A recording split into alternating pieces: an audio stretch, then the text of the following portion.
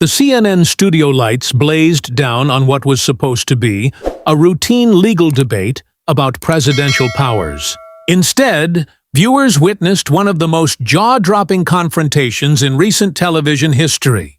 Alan Dershowitz, the legendary Harvard law professor and frequent defender of controversial public figures, sat confidently across from Representative Jasmine Crockett, the former civil rights attorney now serving her second term in Congress. The topic was executive privilege and its limits in criminal investigations. The tension was obvious from the first seconds. Dershowitz, with his trademark certainty, began explaining why presidents deserve special legal protections. His voice carried the authority of someone who had taught constitutional law for over 50 years. But when Crockett attempted to respond, Dershowitz immediately cut her off. "With all due respect, Congresswoman," Dershowitz said with a dismissive wave of his hand, "this is a complex constitutional matter that requires decades of legal scholarship to fully comprehend. Perhaps we should stick to the basics here." The condescension in his tone was unmistakable. The camera caught a flash of something in Crockett's eyes, not anger, but a calm, focused determination. What happened next left the entire studio in shock. Crockett posed a single question so precisely targeted, so devastatingly effective, that Dershowitz's usual rapid-fire responses completely failed him. For perhaps the first time in his decades-long media career, the famous legal scholar was left speechless on live television. Behind the cameras, production assistants exchanged stunned glances. The moment would soon become one of the most widely shared clips in legal and political social media history, with millions witnessing a fundamental shift in how even the most established experts can be held accountable for their arguments. Don't forget to like this video and subscribe to our channel for more incredible political confrontations that reveal the true character of America's most influential figures. Hit the notification bell so you never miss these historic moments as they unfold on national television. Alan Dershowitz, 85, had built his reputation as America's most recognizable legal mind. For over half a century, he had been a fixture at Harvard Law School and on television screens across America.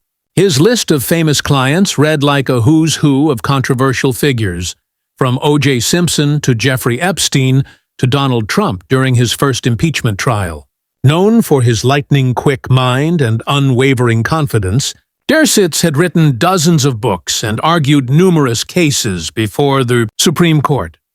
What made Dershowitz particularly formidable was his ability to frame even the most controversial positions as reasonable constitutional interpretations.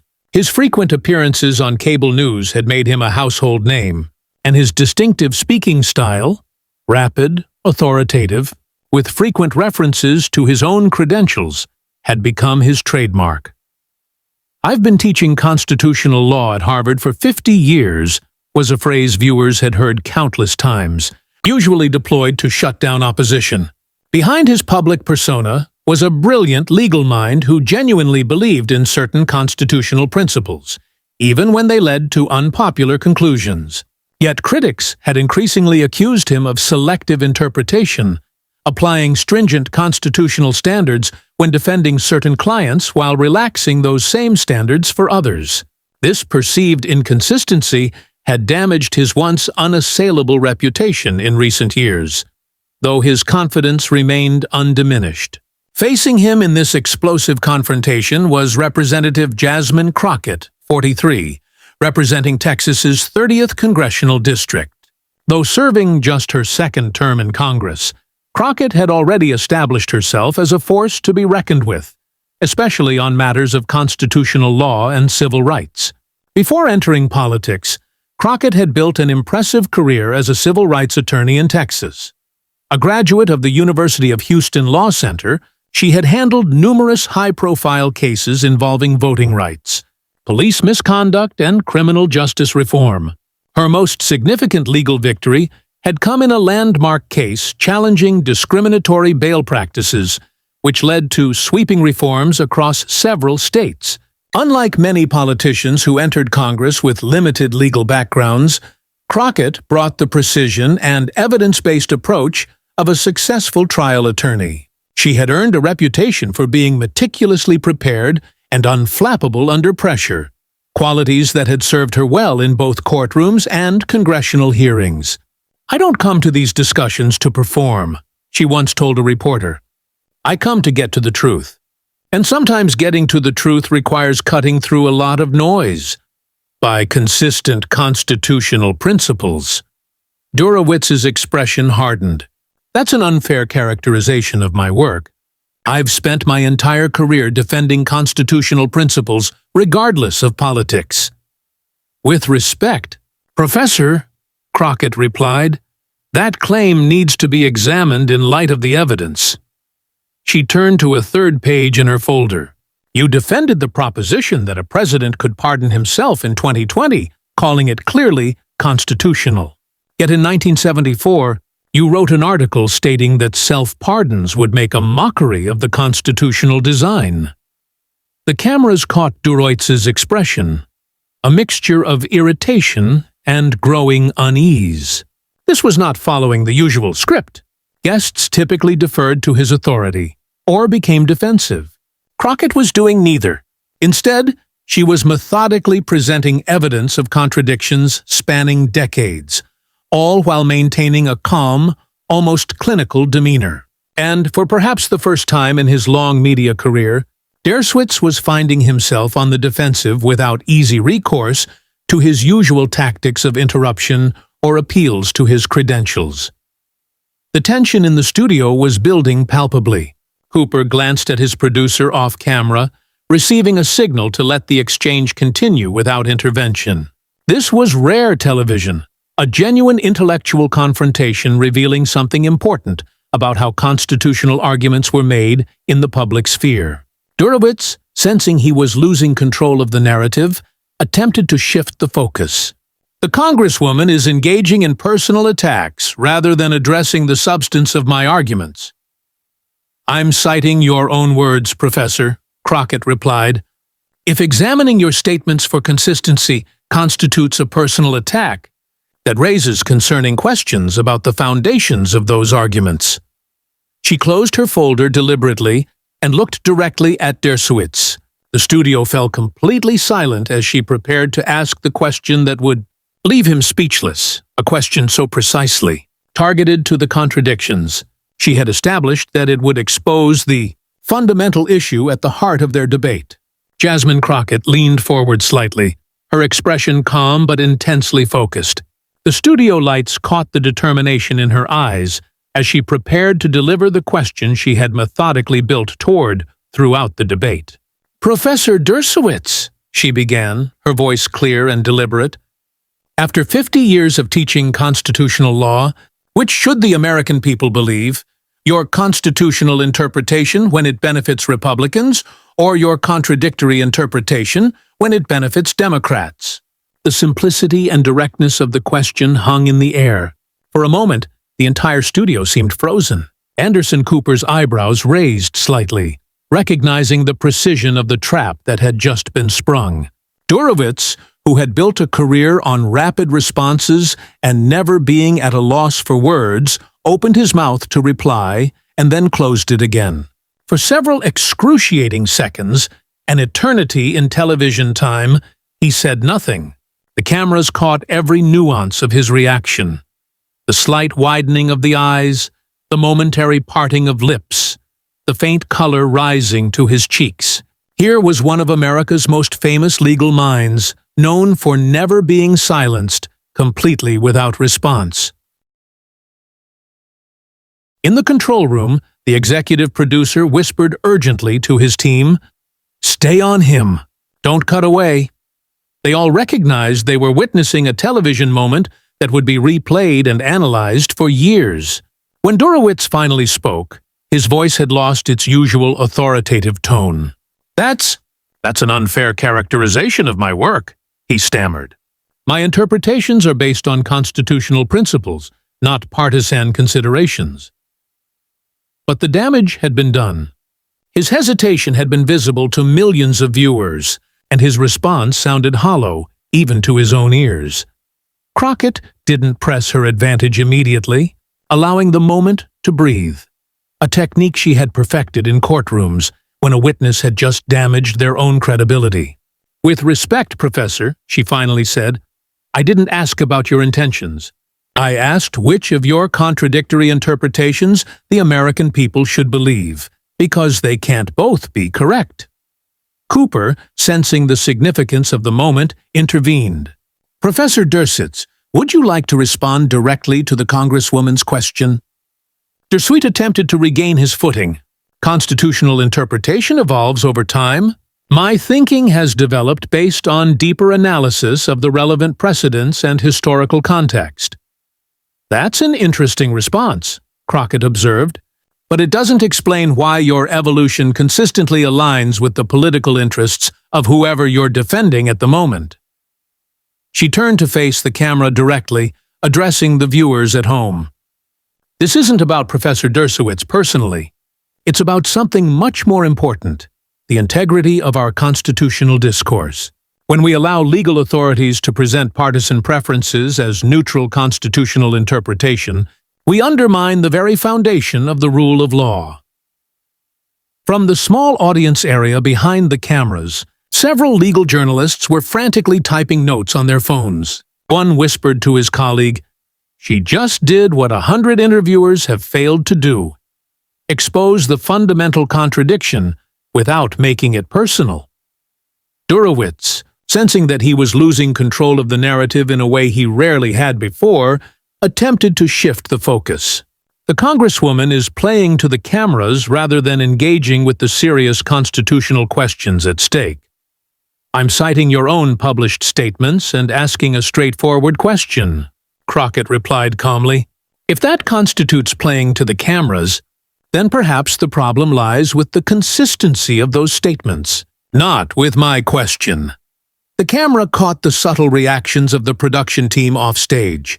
The floor director's raised eyebrows, a production assistant's barely suppressed smile, Cooper's professional neutrality slightly cracking to reveal a hint of admiration for the precision of Crockett's approach.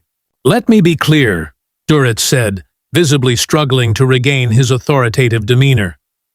"My interpretations of executive privilege and presidential power are based on decades of scholarship and constitutional analysis." "That may be true," Crockett acknowledged, "but it doesn't address the fundamental issue. Those interpretations have repeatedly reversed themselves depending on which political party benefits. That's not scholarship. It's advocacy masquerading as objective analysis." She opened her folder again. "When you wrote in 1998 that obstruction of justice was clearly an impeachable offense, and then argued in 2019 that it wasn't, you weren't advancing constitutional understanding. You were adapting your interpretation to defend different clients." "Those situations were contextually distinct," Dershowitz insisted, though his voice lacked its usual confidence. "The only consistent distinction," Crockett replied, "was the party affiliation of the president in question." She closed the folder deliberately.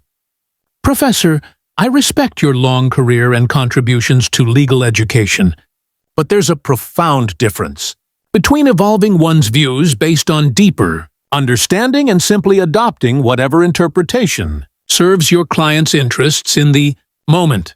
Dershowitz's face flushed a deeper red. "You're oversimplifying complex constitutional questions." "No, Professor," Crockett interrupted, her voice still measured but firm. "I'm asking a simple question about a pattern that spans decades, and your inability to answer it directly speaks volumes." In the control room, the producer was torn between extending the segment, this was riveting television, and ending it to spare Dershowitz further embarrassment. The network had a long relationship with the professor, and his regular appearances had been reliable draws for their audience. Dershowitz, sensing he was in unfamiliar territory, on the defensive with no clear path to regain control, attempted one last shift in approach. "Congresswoman, I've spent 50 years teaching constitutional law at Harvard. I've argued more cases before the Supreme Court than you've likely even read. I think viewers understand who has the deeper understanding of these issues. It was a naked appeal to authority, exactly the kind of response Crockett had anticipated. "Professor," she replied, "I'm not questioning your credentials or experience. I'm questioning the consistency of your constitutional interpretations, and appeals to authority are not answers to legitimate questions about that consistency." She turned slightly toward Cooper.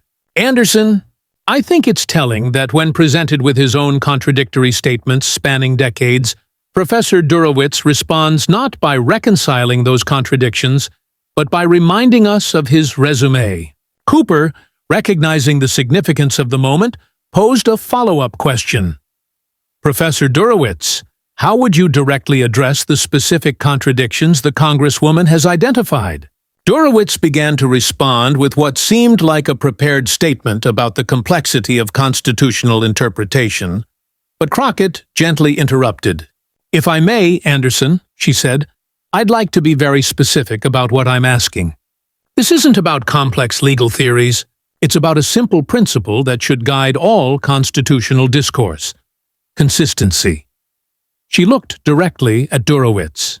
"When you tell the American people that a sitting president is immune from investigation in 2019 but argued the opposite in 1998, you're not advancing our understanding of the Constitution.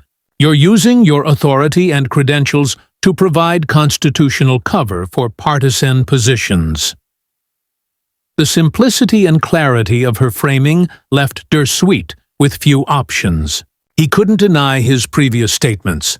They were on the record, and Crockett had clearly come prepared with exact quotes and citations.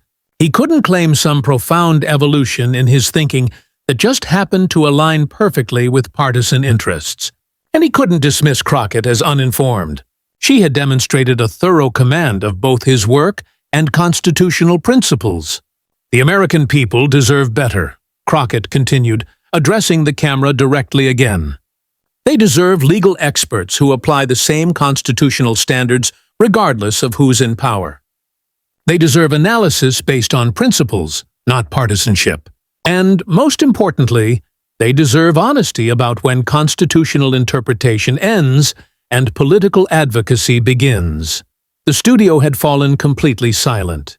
Even the usually bustling production team stood motionless, aware they were witnessing something unprecedented in contemporary political discourse, a fundamental challenge not just to Dershowitz's specific arguments, but to an entire approach to constitutional commentary that had dominated cable news for decades. Dershowitz, visibly uncomfortable, looked toward Cooper with an expression that seemed to plead for intervention. But Cooper, recognizing the journalistic significance of the moment, simply asked, "Professor, would you like to respond directly to the Congresswoman's point about consistency in constitutional interpretation?" "I have always followed the Constitution where it leads me," Dershowitz insisted, though his voice lacked conviction. "Different circumstances call for different applications of the same principles." "That would be a reasonable position," Crockett acknowledged, "if the differences in your interpretations aligned with different factual circumstances rather than different political beneficiaries." She paused, allowing the point to sink in. "The American people are intelligent enough to recognize when constitutional principles are being applied consistently and when they're being manipulated for political ends. They deserve experts who respect that intelligence." Cooper, sensing that the exchange had reached its natural conclusion, Dershowitz had been given multiple opportunities to reconcile his contradictions and had failed to do so, began to wrap up the segment. "We need to take a break," he said. "Professor Dershowitz, Congresswoman Crockett, thank you for this illuminating discussion." As the camera prepared to cut away, Crockett added one final observation. "Thank you, Anderson. I just want to emphasize that this conversation isn't ultimately about Professor Dershowitz or myself. It's about whether we as a society are willing to demand consistent principles from our legal authorities. Regardless of partisan advantage, the Constitution deserves that respect. even when it leads to conclusions we personally find politically inconvenient. The camera caught Dershowitz's expression as the segment ended, a mixture of frustration and grudging respect, before cutting to commercial. For perhaps the first time in his long media career, he had been rendered effectively speechless, not by anger or personal attacks, but by the simple, devastating power of his own contradictory statements presented with calm precision.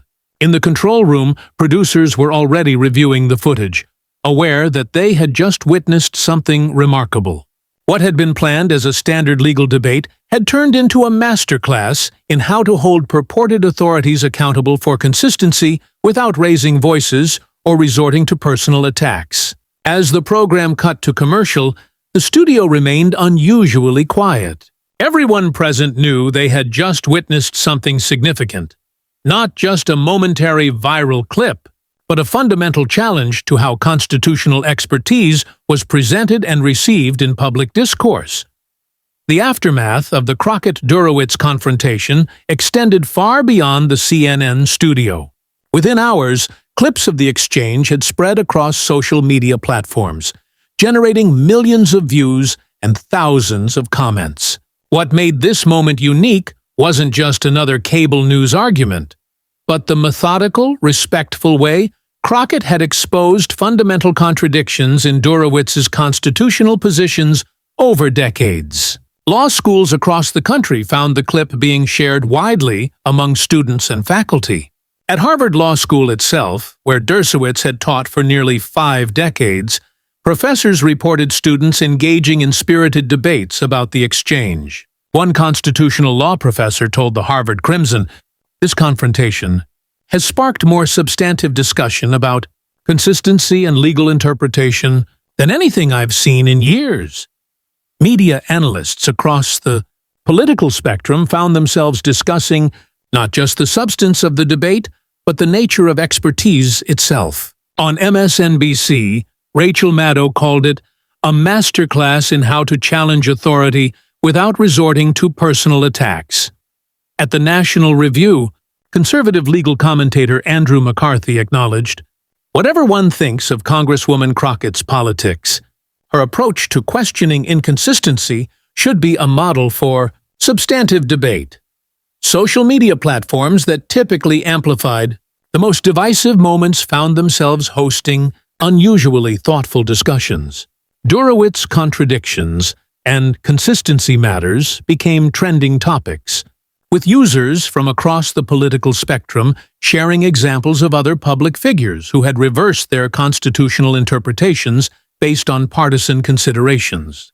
The moment transformed Crockett's national profile overnight. Her office reported receiving thousands of messages in the first 48 hours, not just from supporters, but from Americans across the political spectrum who appreciated her approach to constitutional debate. "Deeply disagree with your politics," read one email from a self-described conservative lawyer in Ohio, "but your commitment to constitutional consistency transcends partisanship." We need more of that kind of intellectual honesty in our discourse. Law students were particularly moved by the exchange. Membership in constitutional law societies surged at universities nationwide, and applications for Crockett's congressional internship program tripled. One Yale law student told The Washington Post, "Watching that exchange reminded me why I wanted to study law in the first place. Not to win arguments, but to uphold principles consistently." For Dershowitz, the aftermath was more complicated. Initially, some supporters rallied to his defense, accusing Crockett of taking his statements out of context.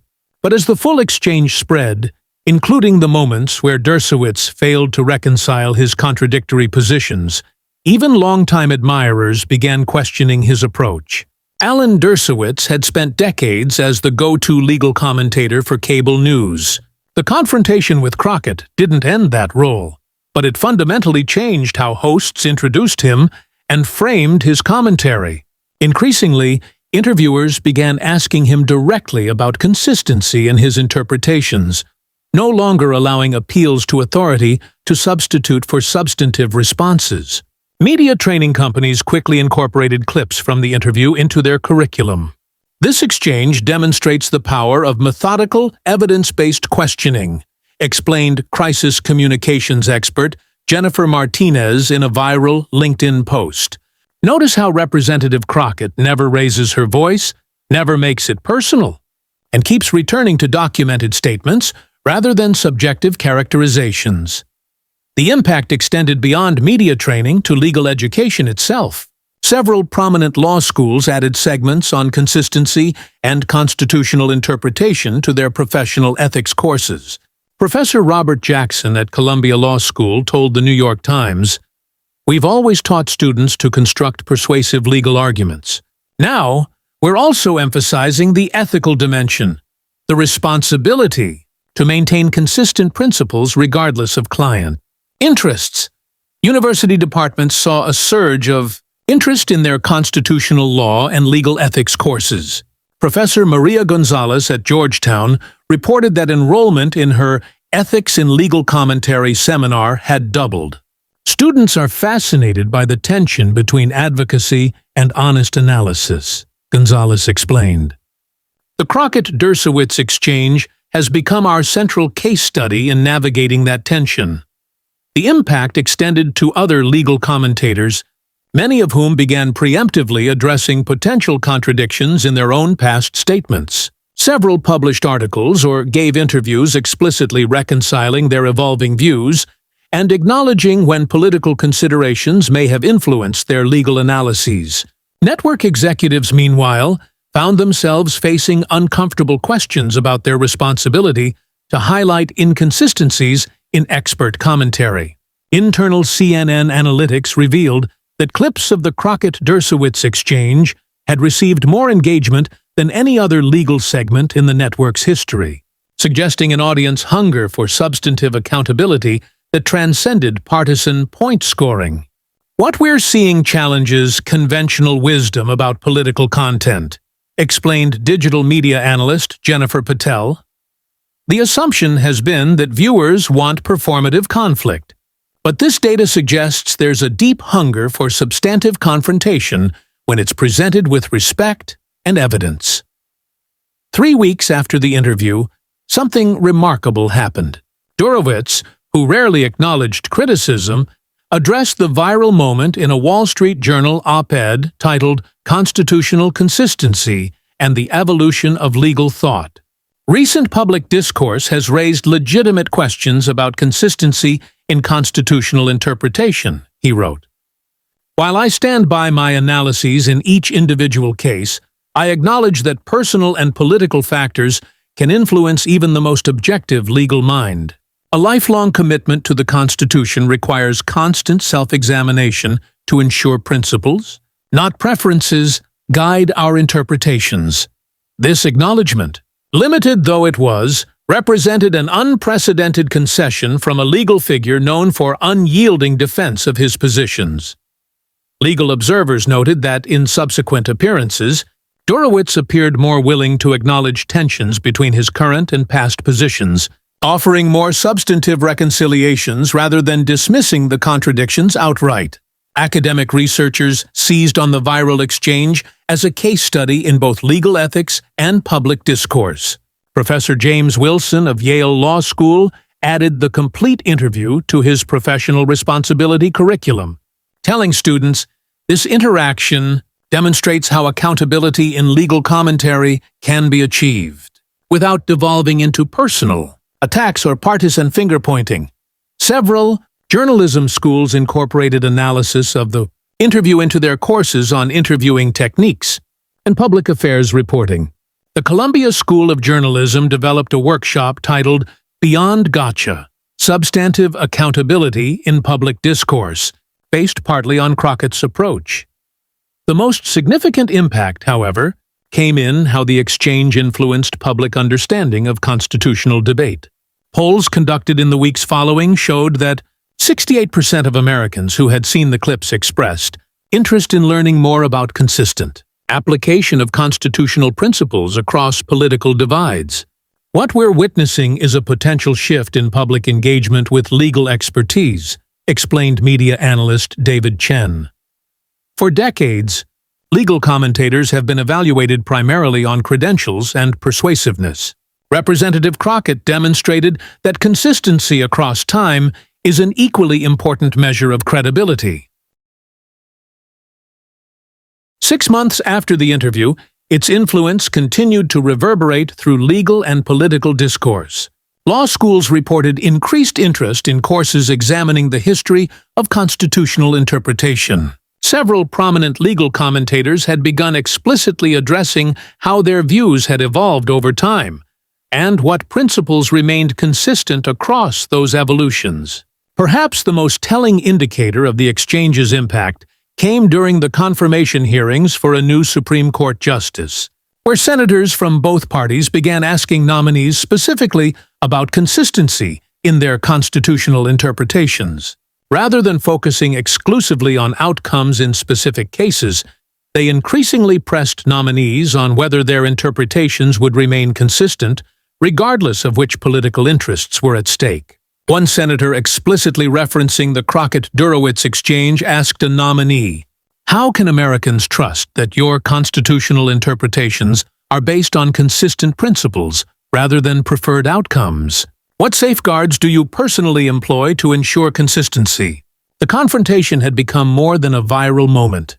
It had helped catalyze a subtle but significant shift in how constitutional expertise was presented and evaluated in America. In an era of increasing polarization, it offered a template for how principled disagreement could elevate rather than degrade public discourse. Legal education textbooks began featuring the exchange as a case study in professional ethics. One widely used casebook included a chapter titled "Consistency Across Political Divides." The ethical responsibility of legal commentators, analyzing how Crockett's methodical presentation of contradictions had exposed important questions about the relationship between advocacy and analysis for law students, legal commentators, and everyday citizens trying to navigate an increasingly complex information environment. The exchange provided a valuable reminder. The most persuasive challenge to inconsistent authority isn't matching rhetoric with rhetoric, but meeting contradictions with evidence and responding to selective interpretation with a calm insistence on principle. As another election cycle approached, with its inevitable constitutional controversies and competing legal analyses, the Crockett-Dershowitz exchange remained a powerful reference point, a demonstration that the most effective accountability doesn't require personal attacks or partisan framing, just a clear-eyed commitment to consistency and evidence. If you found this analysis of this historic confrontation enlightening, don't forget to like this video and subscribe to our channel for more in-depth examinations of the moments that are reshaping American legal and political discourse. Hit that notification bell so you never miss our coverage of these pivotal exchanges that reveal the true nature of constitutional debate in America today. This is how real media literacy develops, not through partisan point scoring, but through understanding the importance of consistent principles and the courage to hold even the most established authorities accountable to their own words. Thanks for watching, and we'll see you in the next video.